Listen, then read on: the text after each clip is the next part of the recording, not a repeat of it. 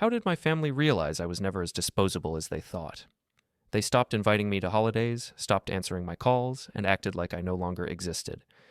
2 weeks after I sold the house they depended on and disappeared, my phone finally started ringing, nonstop. But I'm getting ahead of myself. Before we go any further, take a second to subscribe, hit the hype button, and like the video. It really helps the channel grow. And tell us in the comments, what would you do in this situation? It started the way most quiet endings do, gradually, then all at once. I'm Drake Brentor, 42 years old, and I operate industrial boilers for a living. It's steady work, reliable, the kind of job where showing up on time and knowing what you're doing actually matters. My coworkers respect that. My family never did. Last Thanksgiving, I drove 40 minutes to Evelyn's house with a store-bought pie and a bottle of wine. My sister lives in one of those suburbs where every lawn looks identical and the houses all have those same fake shutters that don't actually close. Picture perfect from the outside, empty on the inside. Her husband Howard answered the door in a football jersey, beer in hand, looking at me like I was a delivery man who'd shown up at the wrong address. "Oh," he said. "Drake." Not, "Hey, come in," or "Good to see you." Just my name, flat and surprised, like he'd forgotten I existed until that exact moment. I stepped inside anyway. The house smelled like roasted turkey and that cinnamon candle Evelyn burns year-round. The living room was packed, Nessa and Jared, my niece and nephew, plus a handful of Howard's relatives I'd never met. Everyone was laughing, drinks in hand, football game blaring from the massive TV mounted over the fireplace. Nobody turned around. I stood there for a solid 30 seconds, holding my pie like a fool, before Evelyn finally noticed me from the kitchen doorway. Her smile flickered, just for a second, before she recovered with that practiced grace she'd perfected over the years. "Drake, I didn't know you were coming." "You sent the group text?" I said. "Right, yes, of course." She wiped her hands on her apron, glancing back toward the dining room where I could hear plates being set down. "We're just about to sit down. Let me see if we have an extra chair." An extra chair. I'd been coming to Thanksgiving at Evelyn's house for 12 years. Howard brushed past me without a word, heading back to the living room where his brother Glenn was holding court with some story about a fishing trip. Jared was on the couch, scrolling through his phone, completely absorbed. Nessa was refilling her wine glass at the kitchen counter, laughing at something on her screen. Neither of them looked up. Neither of them acknowledged I was there. Howard's brother Glenn had taken the spot at the table where I usually sat, the one with the good view of the fireplace, the one with enough elbow room. Nobody suggested he move, nobody thought to ask. Evelyn returned with one of those folding chairs from the garage, the kind with the torn fabric and wobbly legs that hadn't been replaced in probably a decade. She set it up at the corner of the table, half wedged between the wall and the china cabinet. "There," she said brightly. "Perfect." It wasn't perfect. My knees pressed against the table leg. I couldn't move my elbows without hitting the cabinet. When Evelyn brought out the turkey on that massive serving platter she only used once a year, she had to lean over me to set it down, and I had to pull my chair back so far I was practically sitting in the hallway. Dinner conversation flowed around me like I was a stone in a river. Howard dominated most of it, talking about some work promotion and a vacation they were planning to Cancun in February. Nessa chimed in about her new apartment downtown, the one with exposed brick and floor-to-ceiling windows that cost more per month than I made in 6 weeks. Jared complained about his college loans while simultaneously describing the gaming setup he'd just upgraded, complete with a chair that cost $800. I ate quietly. Nobody asked me a single question. Not one. Not about work, not about my life, not about anything. Halfway through the meal, Evelyn stood up and announced it was time for the annual family photo. Everyone shuffled into the living room, arranging themselves in front of the fireplace with its perfect mantel decorations and stockings hung with care. I started to follow, setting my napkin down. "Oh, Drake," Evelyn said, not looking at me. "Would you mind grabbing the camera from the kitchen counter?" I minded. But I went anyway. By the time I came back with the camera, one of those expensive digital ones with all the settings I didn't understand, they were already posed. Howard in the center with his arm around Evelyn. Nessa and Jared on either side, faces turned toward the camera with practiced smiles. Glenn and his wife squeezed in on the end, their kids kneeling in front. There was no gap. No space where I might fit. The composition was complete. I held up the camera. "Say cheese," I said. They smiled. I took the photo. Then Howard's wife took the camera from me, and they did a few more shots, different poses, lots of laughter. Someone made a joke. Everyone cracked up. I stood off to the side, hands in my pockets, watching. Nobody suggested I get in one. After dessert, I helped clear the table while everyone else migrated back to the living room. Evelyn thanked me absently while texting someone, her fingers flying across the screen. Howard and Glenn had gone back to the football game, their voices rising with every play. Jared and Nessa had disappeared upstairs, probably scrolling through social media or taking selfies. I washed dishes in silence. The warm water felt good on my hands. I dried each plate carefully, stacked them in the cabinet where they belonged. When I came back out, Evelyn was walking someone else to the door, a neighbor maybe, or one of Howard's co-workers. She was animated, laughing, touching the woman's arm like they were old friends who'd known each other forever. I put on my coat. "Heading out," I said. "Oh, okay, drive safe." She was already turning back toward the kitchen before I finished putting on my gloves. I let myself out. The door clicked shut behind me. The cold November air hit my face, and I stood there for a moment on the porch, listening to the muffled sounds of laughter and conversation coming from inside. Through the front window, I could see everyone gathered around the TV, illuminated by its blue glow. The entire drive home, I kept replaying the same moment, that flicker in Evelyn's face when she first saw me. That split-second surprise, like she'd genuinely forgotten I existed, like my presence was an unexpected complication in an otherwise smooth event, and maybe she had forgotten. Maybe they all had. I stopped at a diner on the way back, one of those 24-hour places off the highway with cracked vinyl booths and coffee that tastes like it was brewed 3 days ago. The waitress was kind. She called me Han and didn't rush me when I sat there for 2 hours, picking at a slice of pie I didn't really want. She refilled my coffee without asking and left the check face down on the table when I was ready. My phone buzzed around 9, a notification from the family group chat. Evelyn had posted photos from dinner. There were 12 pictures. I scrolled through them slowly, studying each one. The family gathered around the table, close-ups of the turkey and side dishes, candid shots of people laughing, the formal photo in front of the fireplace, kids playing in the backyard, Howard and Glenn raising beer bottles in a toast. I wasn't in any of them. The comments started rolling in immediately. "Beautiful family. Everyone looks so happy. Love this. Can't wait for Christmas." I scrolled through every photo twice, just to make sure I hadn't missed myself in the background somewhere. Then I turned off my phone and stared out the window at the empty parking lot, watching cars drift past on the highway beyond. That was the night I started thinking. The erasure didn't happen all at once. It was a slow fade, like someone turning down the volume on a song until you can't quite hear it anymore, but you're not sure exactly when it disappeared completely. I'd always been the dependable one, the one who showed up when called, the one who paid for things without asking to be paid back, the one who fixed problems quietly and efficiently. When Evelyn's hot water heater burst 3 years ago, flooding her basement at 10 at night, I drove over with my toolbox and spent 4 hours fixing it while Howard watched TV upstairs. When Nessa's car broke down during finals week, leaving her stranded 2 hours away, I lent her mine for 2 weeks and took the bus to work every day in the freezing cold. When Jared needed someone to co-sign his first apartment lease because his credit was garbage from maxed-out cards and late payments, I did it without hesitation. I kept a running list in my head, not because I wanted payback, but because I thought it mattered. I thought it built something, a foundation, proof that I was part of things, proof that I belonged. I was wrong. The house, my house, became the ultimate example of how thoroughly I'd been absorbed into the background of their lives. I bought it 12 years ago, right after our parents passed within 6 months of each other. Dad first, then Mom. The inheritance wasn't much after medical expenses and final arrangements, but it was enough for a down payment. 3-bedroom ranch-style place on a quiet street with a decent backyard and a 2-car garage. Nothing fancy, but it was mine. Paid for with a 30-year mortgage and a steady paycheck from the plant. Evelyn started using it for family gatherings almost immediately. She said her place was too small, too cramped for everyone to fit comfortably. Howard didn't like hosting because he couldn't relax in his own space. So my house became the default location for birthdays, holidays, graduation parties. I didn't mind at first. It felt good to be needed, to be part of something, to have people filling the rooms with noise and laughter. But somewhere along the way, it stopped being a favor and started being an assumption. Evelyn had a key. So did Nessa. They'd drop by unannounced, using the place like a storage unit for seasonal decorations or extra furniture they didn't have room for at their own places.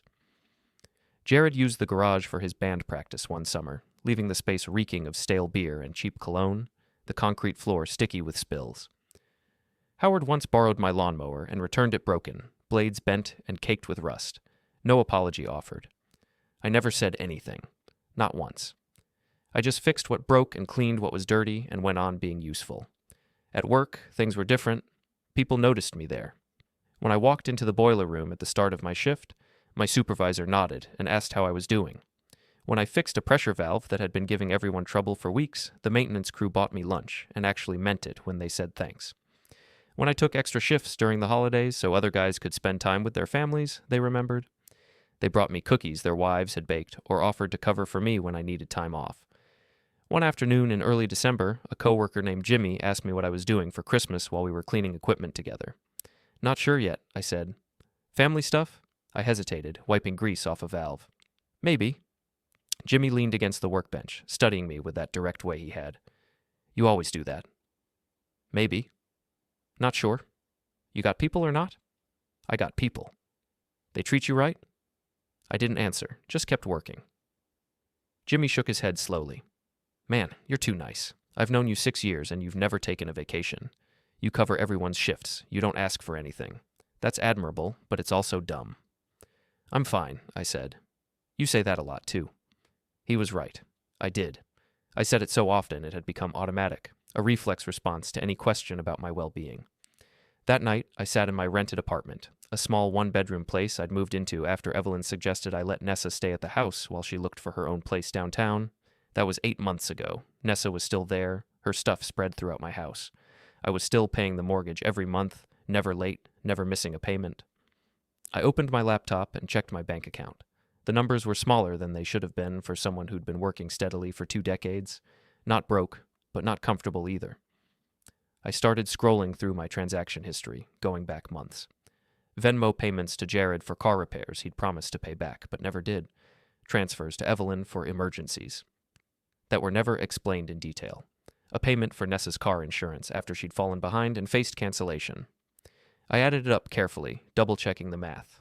Over 3 years, I'd given them close to $18,000. Not loaned, given.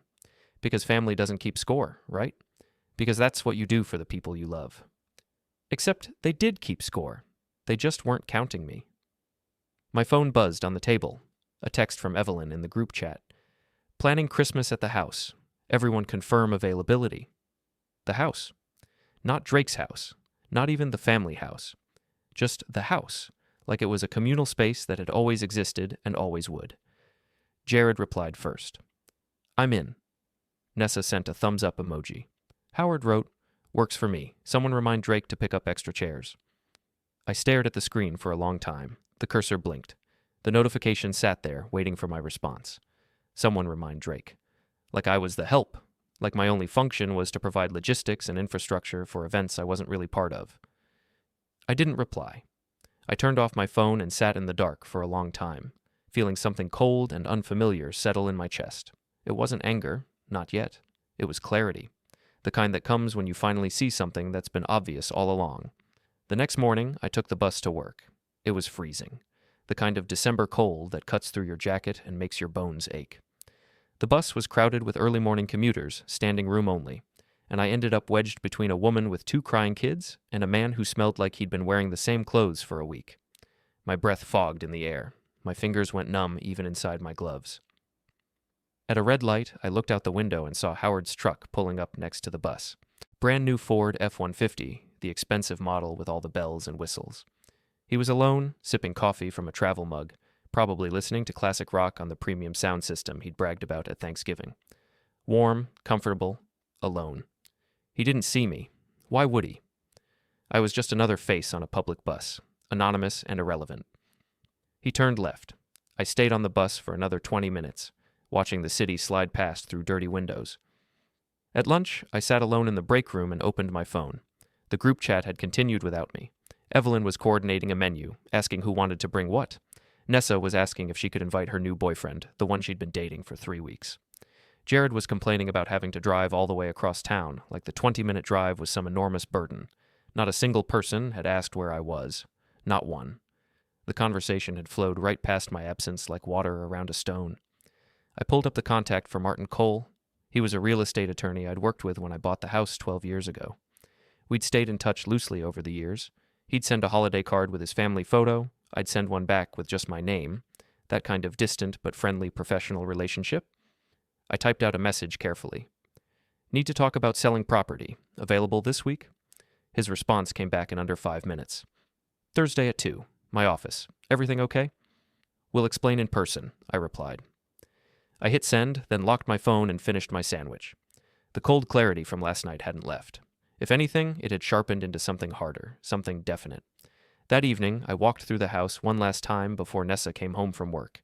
I used my key, the one I'd never given up, even though I didn't live there anymore, and moved slowly through each room, turning on lights as I went. I stood in the living room where we'd celebrated birthdays. The same couch I'd picked out, the same coffee table I'd assembled, the same curtains I'd hung, the kitchen where I'd cooked dozens of holiday meals, standing over the stove for hours while everyone else watched TV, the backyard where Jared had practiced guitar until the neighbors complained and I'd had to smooth things over. Every memory in this place belonged to me. They just borrowed the space. They just used what I provided, and they'd never once asked if that was okay. I walked upstairs and opened the closet in the spare bedroom. Boxes of Evelyn's holiday decorations stacked to the ceiling. Her old wedding dress in a garment bag taking up half the rack. Howard's golf clubs leaning in the corner, dusty and unused. Nessa's winter clothes pushed to the back. Jared's old textbooks in a pile. They'd moved in without asking. They'd claimed space without permission. And I'd let them because I thought that's what family did. I pulled out my phone and looked at Martin's reply one more time. Thursday at 2. 2 days away. I sat down on the edge of the bed in my house that someone else was sleeping in, and felt nothing but calm. The hardware store parking lot was where it all finally clicked into place. It was a Saturday afternoon in mid-December, one of those gray days where the sky looks like wet concrete and the wind cuts through every layer you're wearing. I'd stopped to pick up a few things. Furnace filters for the apartment, a replacement light bulb for the bathroom, nothing major. Just basic maintenance, the kind of thing I'd always taken care of without being asked. I was loading the bag into the trunk of my car when I heard Evelyn's voice carrying across the parking lot. She was standing near the entrance with Howard and some woman I didn't recognize. Probably one of her book club friends, or someone from the neighborhood association she was always talking about. They were laughing about something, bundled up in expensive-looking coats, the kind with brand names stitched prominently on the sleeves. North Face, Patagonia. The kind that cost more than I spent on groceries in a month. I started to raise my hand to wave, to acknowledge them. Then I heard Howard say my name. Once Drake's out of the way, we can finally do something with that place. I froze, one hand still on the trunk lid. Evelyn laughed, that light dismissive sound she made when she was being clever.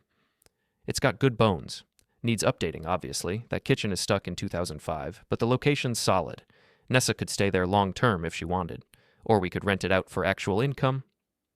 Investment property, the other woman said, nodding approvingly. Smart thinking. It's just sitting there, Howard added. Total waste. Drake doesn't even use it. He's got that apartment now. He's too soft to say no, Evelyn said, and there was something almost affectionate in her tone, like she was talking about a pet that did amusing tricks. Always has been. Even when we were kids, you could talk him into anything. The other woman asked something I couldn't quite hear over the wind. Oh, he's fine, Evelyn replied, waving a hand dismissively. He's got that little apartment across town. He doesn't need a whole house. Never married, no kids. What's he going to do with all that space anyway? It makes more sense for us to use it properly. They moved toward the store entrance, still talking, their voices fading as they walked away. Still laughing, still planning. None of them looked in my direction. None of them had any idea I was standing there, close enough to hear every word. I stood there with the trunk open, cold air pouring in, my hands gripping the edge of the car door so hard my knuckles went white and started to ache. People came and went around me, a family loading lumber into a pickup truck, a couple debating paint colors, holding up sample cards to the sunlight, an old man struggling with a cart full of concrete bags, refusing help from a teenage employee. I didn't move, couldn't move, once Drake's out of the way. He doesn't even use it, too soft to say no. The words repeated in my head like a song stuck on loop. Not angry words, not cruel exactly, just casually dismissive, matter of fact, like I was a minor obstacle to be worked around, a problem with an obvious solution. I got in the car finally and sat there for a long time, engine off, staring at nothing. My hands shook slightly, not from cold, from something else, something I hadn't felt in years. That night, I went to the house. My house? The one they were already planning to take. Nessa wasn't home, out with friends, probably, or maybe that boyfriend she'd mentioned in the group chat. I used my key and walked through every room, slowly, methodically, turning on all the lights as I went. The living room furniture was mine, every piece. The couch I'd saved for 3 months to buy, the coffee table I'd found at an estate sale and refinished myself, The bookshelves I'd built from scratch one weekend. The lamp that had belonged to my mother. The dining table was mine. The chairs. The china cabinet with the glass doors. The dishes in the kitchen cabinets. Mine. The pots and pans hanging from the rack. Mine. The silverware, the glasses, the serving bowls. All mine. The towels in the bathroom. The shower curtain. The bath mat. Mine. The lawnmower in the garage. The tools hanging on the pegboard. The ladder. The snowblower. Mine. I'd paid for every single item in this house. I'd chosen the paint colors, arguing with myself in the store about which shade of gray was more neutral. I'd fixed the leaky faucet in the upstairs bathroom, watching YouTube videos until I figured it out. I'd replaced the broken ceiling fan in the master bedroom, nearly falling off the ladder twice, but when I looked around, trying to see it through their eyes, I didn't see my life. I saw their assumption, their entitlement, their casual certainty that this would always be available. Nessa's shoes lined up by the front door, 4 pairs, 5, more in the closet probably. Jared's old gaming console hooked up to my TV, controllers scattered on the coffee table, a stack of Evelyn's mail on the kitchen counter, bills and catalogs and credit card offers, all addressed to her, all sent to my address because she had used it for something years ago and never bothered to change it. I walked upstairs and opened the closet in the spare bedroom again. Really looked at it this time. Boxes of holiday decorations taking up the entire top shelf. Evelyn's old wedding dress in a garment bag. Why was this here? She had her own house, her own closets, Howard's golf clubs leaning in the corner, the leather bag cracked with age, Nessa's winter coats pushed to the side, a box labeled Jared, College, in faded marker. They'd moved in without asking, claimed space without permission, treated my house like an extension of their own homes, a convenient storage facility with no rental fee, and I'd let them. I'd enabled it. I'd made it easy. I pulled out my phone and called Martin Cole, even though it was late. Past 9, and he was probably home with his family, probably sitting down to dinner or watching TV or putting his kids to bed. He answered on the 3rd ring. "Drake, everything okay?" "I want to sell the house," I said. No preamble, no small talk. There was a pause. I could hear voices in the background, faint and distant. "Okay, that's a big decision. When were you thinking? How fast can it happen?" Another pause, longer this time. "Depends on the market. Current inventory. How fast do you need it to happen?" "As fast as legally possible." "That's pretty fast. Drake, are you sure about this? You sound—" "I'm sure." "All right." His voice shifted, became more professional, less friendly. "Let's meet Monday. Bring all your documentation. Title, mortgage statements, tax records, proof of continuous payment. We'll go over everything and figure out the best approach." "Thank you." "Drake," he said, his voice careful now. "You know, once we start this process, once we list it and find a buyer, it's going to be hard to walk it back. These things have momentum." "I know. And if there are people living there, there are. They'll need to be notified. There are laws about that." "I understand." "Okay, then." He sighed. "See you Monday, 2 o'clock." I hung up and sat in the silence of my house. And it was my house, legally and morally and in every way that mattered, while it settled around me. Old wood creaking, furnace clicking on in the basement, the refrigerator humming in the kitchen. I'd lived here for over a decade. I'd built something, not a home exactly, more like a place where I'd tried to belong, a place where I'd attempted to create the kind of family connection I'd imagined existed. But I'd never belonged. I'd just been useful.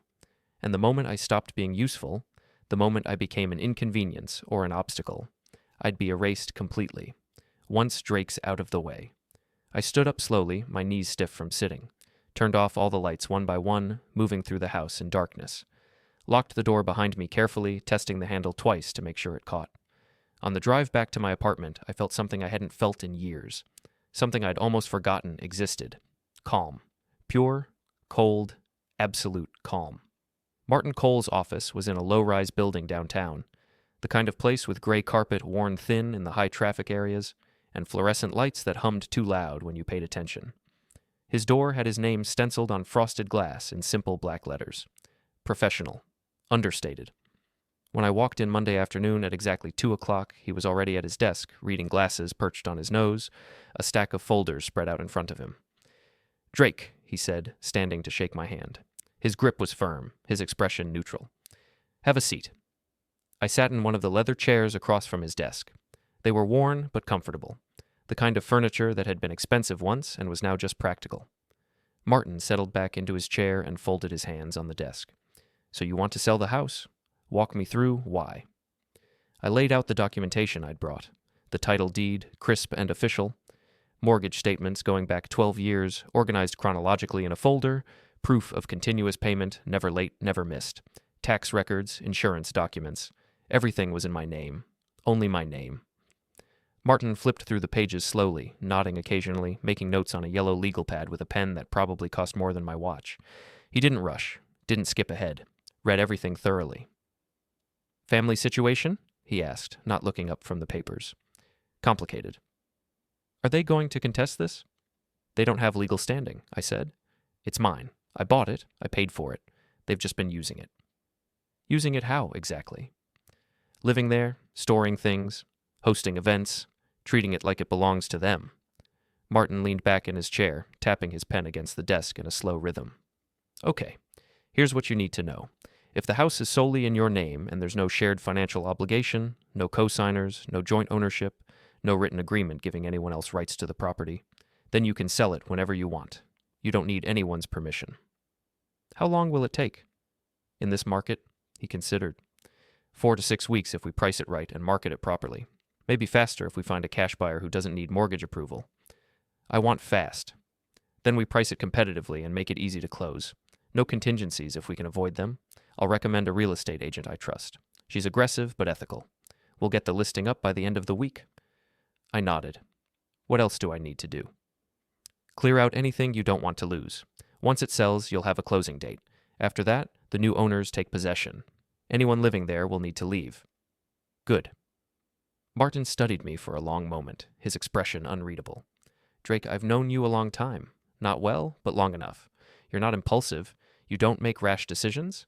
If you're doing this, you've thought it through, but I need to ask. Are you prepared for the fallout? Yes. They're going to be upset. I know.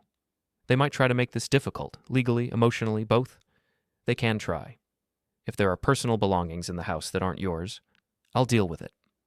He nodded slowly, making another note. All right, let's do it. I'll draw up the paperwork to get started. You'll need to sign a listing agreement with the agent. We'll schedule a walkthrough so she can assess the property and recommend a listing price, photos, measurements, all that. Plan on next week sometime. We spent the next hour going over details. Listing price based on comparable sales in the neighborhood. Closing timeline and what to expect at each stage. How to handle inspections and appraisals. What repairs or improvements might be needed to maximize value. Martin pulled up recent sales on his computer, showing me houses similar to mine that had sold in the past 6 months. The numbers were better than I'd expected. Your neighborhood's trending up, he explained. Young families moving in, good schools nearby. That drives prices. How much equity do I have? He calculated quickly, factoring in my remaining mortgage balance against the estimated sale price. After closing costs and agent fees, you're looking at somewhere between 90 and 100,000 clear. I let that sink in. $100,000. Enough to start completely over, enough to disappear properly. Martin explained the process step by step, his tone calm and procedural. Settlement procedures, title insurance, what happens if the buyer backs out, contingencies and how to avoid them. It felt good to hear someone talk about my house like it was actually mine, like my ownership meant something real and legal and protected. Before I left, he pulled a business card from his desk drawer and slid it across to me. Moving company, they're reliable and reasonable. You'll want to start packing soon. I took the card. Thanks. Drake? He removed his glasses and set them on the desk. Change your locks, today, before anyone knows what you're planning. Already on my list? Good. He stood and we shook hands again. I'll be in touch by tomorrow with next steps. The agent will call you directly to schedule that walkthrough. I drove straight to the hardware store, the same one where I'd overheard Evelyn and Howard, but I didn't let myself think about that. Bought a new deadbolt and handle set, heavy duty, the kind that would take real effort to break. The kid at the checkout counter asked if I needed installation help. I told him no. Installed them that evening while Nessa was out, working quickly and efficiently in the fading winter light. The old locks came off easily, just a few screws, years of use making them loose in their housings. The new ones went on even easier. I tested them multiple times, turning the key, feeling the solid click of the mechanism engaging. She didn't have a key to the new locks, neither did Evelyn, neither did anyone else, just me. The next morning, I went to the bank during my lunch break. My account was still linked to Evelyn's for emergencies, something I'd set up years ago when she was going through what she'd called a rough patch financially, but had never really explained. Direct access. She could transfer money from my account if she needed it, could see my balance, could track my spending if she bothered to look. I'd thought it was temporary. That was 4 years ago. The banker who helped me was a woman in her 50s with kind eyes and patient hands. I explained what I needed. She didn't ask why, just clicked through screens on her computer, removing access permissions, severing digital connections. "Is there anything else linked we should address?" she asked. I thought about it. What else could be? Automatic payments, shared savings, any accounts where she's listed as a beneficiary or co-owner. We went through everything methodically. It took longer than I expected. Evelyn's name appeared in more places than I'd realized. Small connections I'd forgotten about or never noticed. Each one got removed, deleted, erased. Then I opened a new account at a different bank entirely, one across town that Evelyn had never heard of, in a branch I'd never visited. Transferred everything over. Set up new direct deposit for my paycheck, new debit card, new checks I'd probably never use, new online banking with a password she could never guess. It took less than 2 hours to erase a decade of financial entanglement, to cut the invisible strings that had connected us. "Starting fresh?" the banker asked as she handed me my new account information. Something like that. That night, I sat at my kitchen table in the apartment and made a list on a yellow legal pad, writing in the same methodical way Martin had taken notes. Everything I needed to pack, everything I needed to cancel. Phone number, get a new one, forwarding address, set up a P.O. box somewhere temporary. Utilities, transfer or cancel. Magazine subscriptions I'd forgotten about. Professional licenses, update the address. Insurance policies, same. Voter registration, library card. Gym membership I never used. I worked methodically line by line, checking off each item as I went. Planning, preparing, making sure nothing would tie me to this place once I was ready to leave. The real estate agent called Tuesday morning. Her name was Patricia, and she sounded efficient on the phone. We scheduled the walkthrough for Wednesday afternoon. She arrived exactly on time, driving a luxury sedan and carrying a tablet and a professional camera. Spent an hour measuring rooms, taking notes, snapping photos from angles that made everything look bigger and brighter than it actually was. She was good at her job. "Beautiful bones," she said, running her hand along the kitchen counter. "Needs some cosmetic updates, but the structure is solid. This'll move fast." "How fast?" "In this neighborhood? With this price point?" She smiled. 2 weeks, maybe 3. I'd be surprised if it lasted a month. The house listing went live on Thursday. Martin sent me a link. The photos looked good. Clean, bright, well staged by Patricia, who'd spent an afternoon moving furniture and adding touches I never would have thought of. Fresh flowers on the dining table, throw pillows on the couch arranged just so, curtains open to let in maximum light. The place looked warm, inviting, like a home someone would want to live in. Patricia had scheduled an open house for Sunday. I made sure to stay far away from the place. I spent the day at a movie theater across town, sitting through back-to-back showings of films I didn't care about, just passing the hours. Martin called me Sunday evening with an update. "We had 37 groups come through," he said. I could hear the satisfaction in his voice. "Good turnout. Several expressed serious interest. Patricia thinks we'll have offers by tomorrow." "That's fast." "It's a good house in a good neighborhood at a good price. We priced it right." Monday morning, he called again. I was at work, taking my break in the empty locker room. "We have 3 offers, all above asking price." My heart rate didn't change. I'd been expecting this. "Which one closes fastest?" "Cash buyer. No inspection contingencies. No mortgage approval needed. No complicated financing. He can close in 3 weeks." "Take it." "You're sure?" "One of the other offers is $5,000 higher." "I'm sure. Fast matters more than money." "Okay. I'll contact Patricia and we'll draw up the acceptance. You'll need to sign by Friday." I signed on Thursday, sitting in Martin's office again, reading through every page carefully before putting my name on the line. The purchase agreement, the disclosure forms, the settlement sheet showing exactly how the money would be distributed. The buyer was a middle-aged couple looking to downsize from a larger property. They wanted something manageable, something simple. They didn't ask questions about why I was selling. I didn't offer explanations. The closing date was set for January 10th, 3 weeks away, 21 days. I started packing immediately, even though I didn't have much at the apartment. Most of my stuff was still at the house, and I'd already decided I didn't want any of it. The furniture could stay, the dishes could stay, the decorations, the extra linens, the garage full of tools, all of it could stay. Let Nessa deal with it. Let Evelyn figure out where to put her wedding dress and holiday boxes. I packed clothes, just what I actually wore. A few books I actually cared about. My work boots, my good tools, the ones I'd accumulated over years, the ones that fit my hands perfectly, my father's watch, my mother's jewelry box. Everything else could stay, or burn, or disappear. I didn't care. I kept my old phone active but stopped checking it. Let the texts and calls pile up unread and unanswered. I didn't owe anyone updates or explanations or warnings. This was my decision, my property, my right. The phone would buzz sometimes, vibrating against whatever surface I'd left it on. I'd glance at the screen, see a name, Evelyn, Nessa, Jared, and set it back down. Not yet, not until everything was final. 1 week before closing, I drove to the house one last time. It was early evening, the winter sun already setting, painting everything in shades of orange and purple. Nessa's car wasn't in the driveway. I let myself in with the new key, walked through each room one final time, and took nothing. Just looked. The way you look at something before you let it go completely. The living room where they'd taken family photos without me. The kitchen where I'd cooked meals they'd eaten without thanks. The garage where they'd stored things without asking. The backyard where they'd hosted parties I hadn't been invited to. I stood in the center of the living room for a long time, listening to the house settle around me. The furnace clicking, the refrigerator humming, the old wood creaking. Then I locked the door, got in my car, and drove away without looking back. The closing happened on a Tuesday morning at Martin's office. January 10th. Cold outside, the kind of cold that makes your car groan when you start it and your breath fog thicken the air.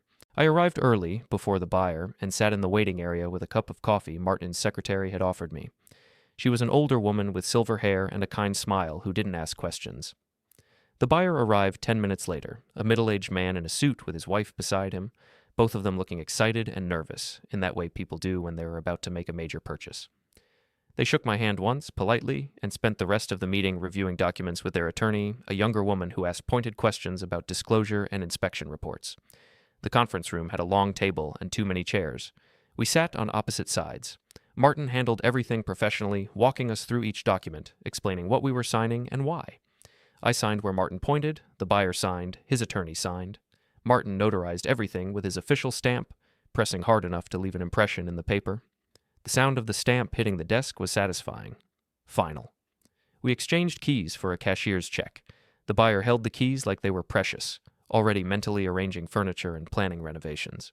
His wife smiled at me and said something about what a lovely house it was, how excited they were to make it their own.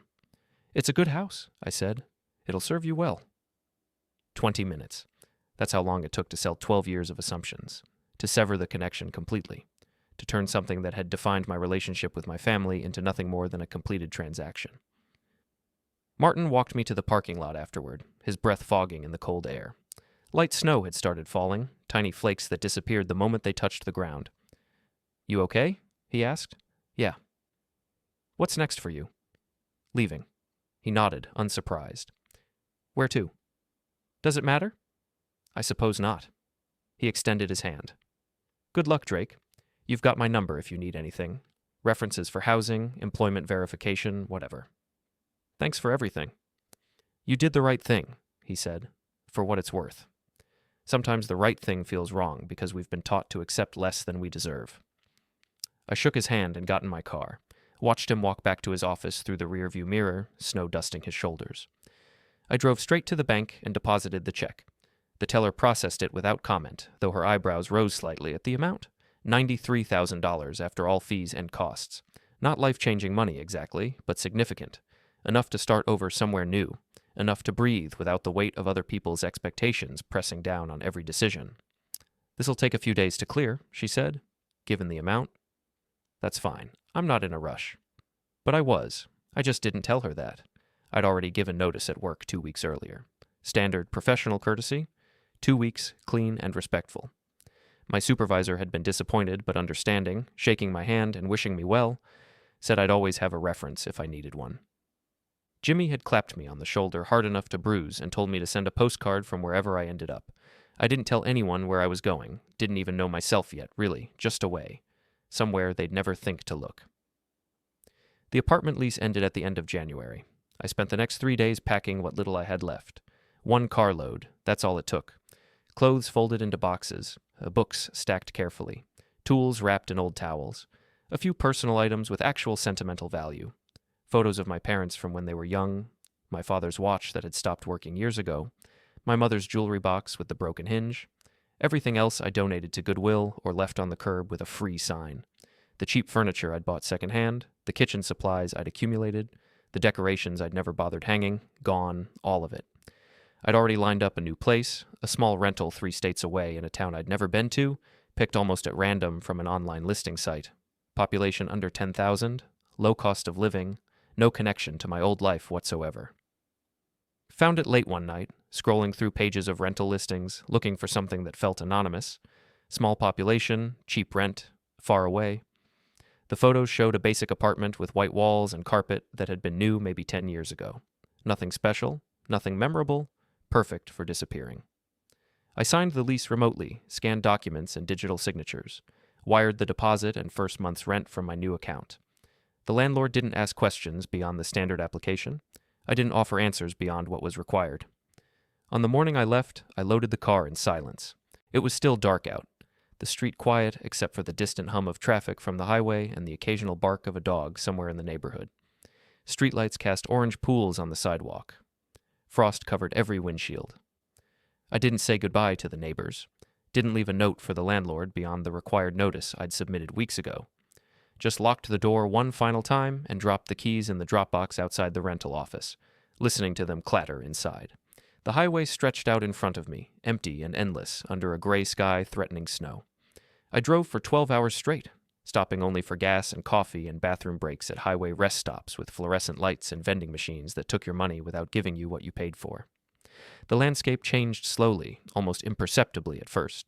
Flat plains giving way to rolling hills, industrial towns giving way to farmland, gray winter skies turning to pale blue as I moved south and west, different license plates on the cars around me, different regional chains at the rest stops, different accents from the people I passed.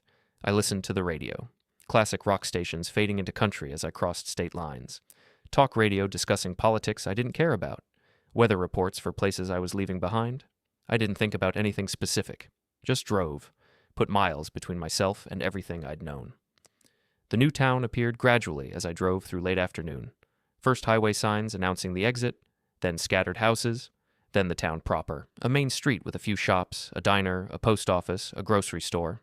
Nothing special, nothing memorable, exactly what I'd been looking for. The apartment building was on a side street 2 blocks from downtown, an old brick structure that had probably been built in the 60s or 70s. 3 stories, 12 units, parking lot and back. The landlord met me at the door, an older man with thin gray hair and a flannel shirt, his handshake brief and businesslike.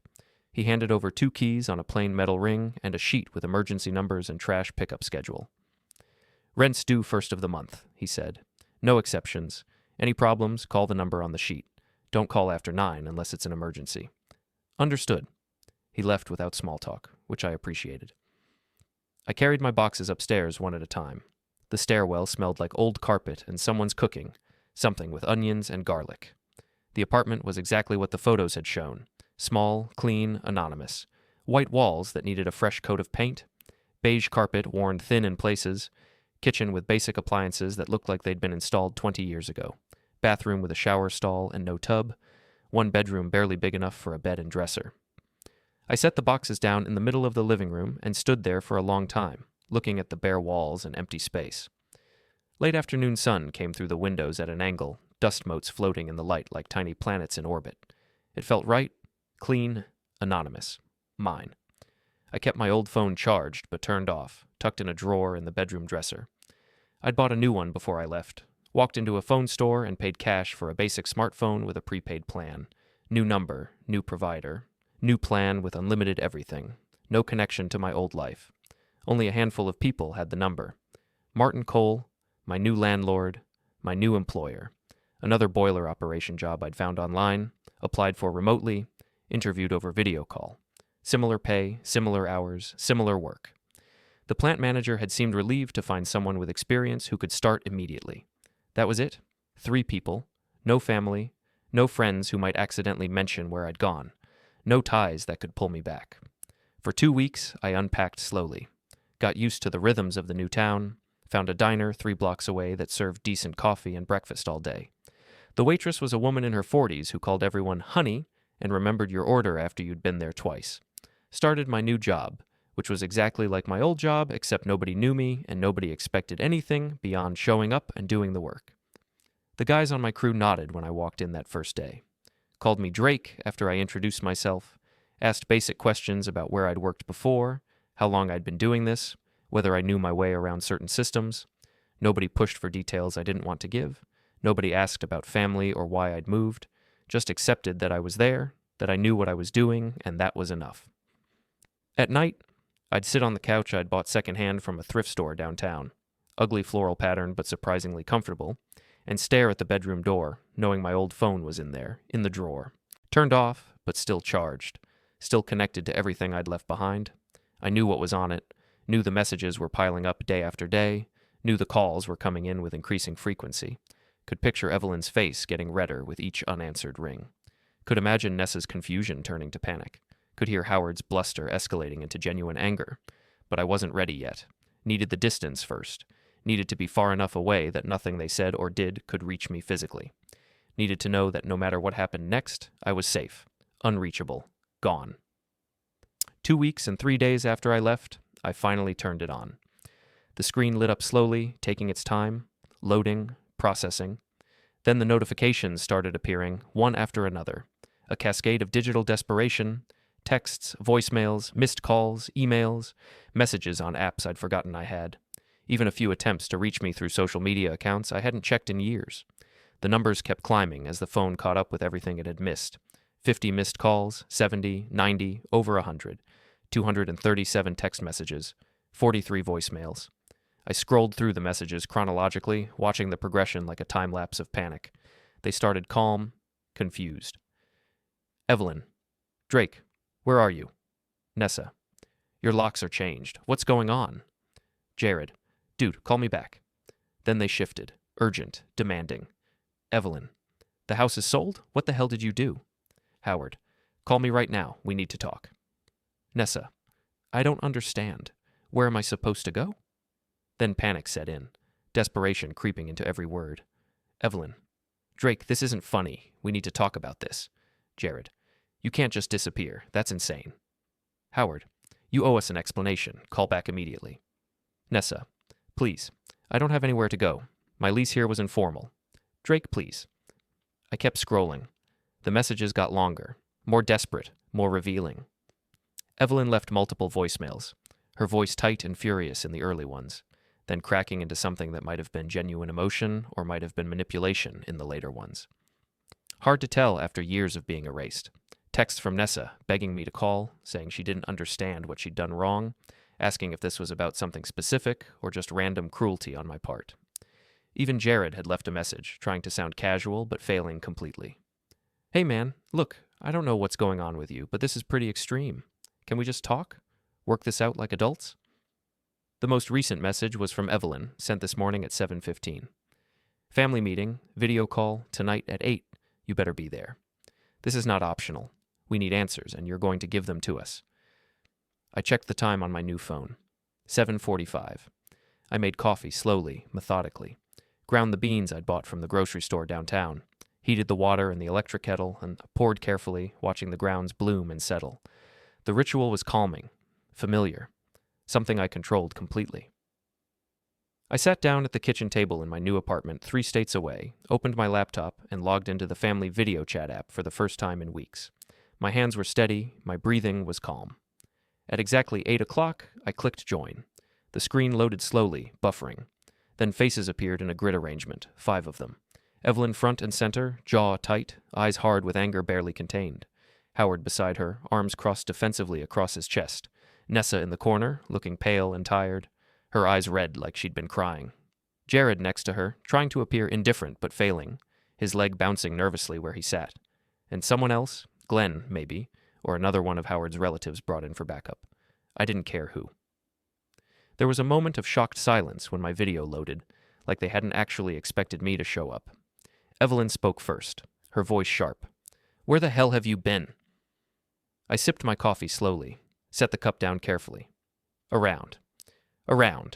Drake, you disappeared. You sold the house without telling anyone.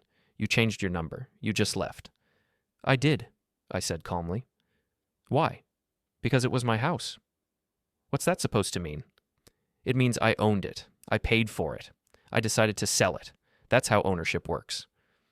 Howard leaned forward, his face filling more of the screen. You didn't think to mention this to anyone? Why would I? Because we're family, Evelyn snapped. Because Nessa was living there. Because we've been using that house for years. Exactly, I said, my voice flat. You've been using it, without asking, without contributing, without considering it might not always be available. Nessa's voice was small, uncertain. Drake, I didn't know. I thought. You thought it would always be there, I interrupted. You all did. That's the problem. This is insane, Howard said. You can't just sell a house people are living in. I can. I did. It's called legal ownership. Where's Nessa supposed to go? That's not my problem. The words hung in the air. Hard. Final. Not your problem? Evelyn's face went red. She's your niece. And you're my sister, I said. That didn't stop you from treating me like I didn't exist. What are you talking about? Thanksgiving, I said, watching her face carefully. You didn't save me a seat. You didn't put me in the family photos. You acted surprised I showed up. That's not... Christmas, I continued, cutting her off. You planned it at my house without asking me. You told Howard to remind me to bring extra chairs, like I was hired help. You're overreacting, Evelyn said, but her voice had lost some of its certainty. Am I? When's the last time you called me just to talk? When's the last time anyone in this family asked how I was doing? Silence. Complete silence. They looked at each other, at the screen, at anything but directly at me through the camera. That's what I thought, I said quietly. Jared finally spoke, his voice defensive. So what? You're punishing us? This is some kind of revenge? No, I'm done being useful. This is childish, Howard said, recovering his bluster. Selling the house out from under us. I had every right, I said, my voice flat and cold. It was my house, my name on the deed, my money paying the mortgage. Mine, not ours, mine. We're family, Evelyn repeated, like it was a magic word that solved everything. You don't just abandon family. You did, I said. You've been abandoning me for years. You just didn't notice because I kept showing up, kept being available, kept being convenient. Drake, I'm done showing up. Where are you? Nessa asked, leaning toward her camera. Can we talk in person? Work this out? No. Why not? Because there's nothing to work out. The house is sold. I took the money, I moved, I'm not coming back. You took the money? Howard's voice went sharp with accusation. All of it. Every single cent. It was mine, Howard. From a house I owned, that I paid for, that you used without permission. You're unbelievable. I'm unavailable, I corrected. There's a difference. Evelyn was crying now, angry tears streaming down her face, her careful makeup running. You can't do this. We need...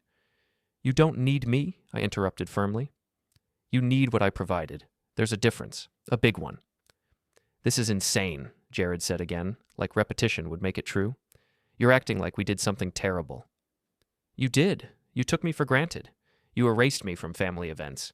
You made plans for my property like it was yours. You talked about me like I was disposable. When did we... Hardware store parking lot, I said, watching their faces carefully. December. You and Evelyn and some woman I didn't know. Once Drake's out of the way, we can finally do something with that place. Does that ring a bell? Howard's face went pale. Evelyn's mouth opened slightly. You heard that? She whispered. I heard everything, every word, every laugh, every assumption about my life and my property and my future. Drake, we didn't mean... Yes, you did, and that's fine. You're allowed to think I'm soft. You're allowed to think I'm too nice to say no. You're allowed to make whatever plans you want. But I'm also allowed to leave. So that's it? Nessa asked, her voice breaking completely. You're just gone? Forever? I'm just gone. This is your fault, Howard said, pointing at the screen aggressively. You're tearing this family apart. No, I said calmly. I'm just not holding it together anymore. There's a difference. You're selfish, Evelyn spat through her tears. I'm unavailable. I'm setting boundaries. I'm protecting myself. Call it whatever makes you feel better. We'll contest this, Howard threatened. We'll get lawyers. Go ahead, I said. You won't win. The house was mine. Sole ownership. The sale was legal. Martin Cole handled everything professionally. You don't have a case. You never had a case. Martin Cole? Evelyn's eyes went wide with realization. You planned this? For how long? I executed this, I said. After you made it clear what you actually thought of me. After I heard you planning my future like I had no say in it. You're a coward, Howard said with venom. I'm at peace, I corrected quietly. Where are you? Jared demanded, his casual facade completely gone now. What state? What city? Somewhere you'll never find me. Drake, please, Nessa said, her voice desperate. Don't do this. We can fix this. We can talk. Work something out. There's nothing to fix. This is the fix. This is me fixing what was broken. I don't understand, she whispered. I know, I said gently.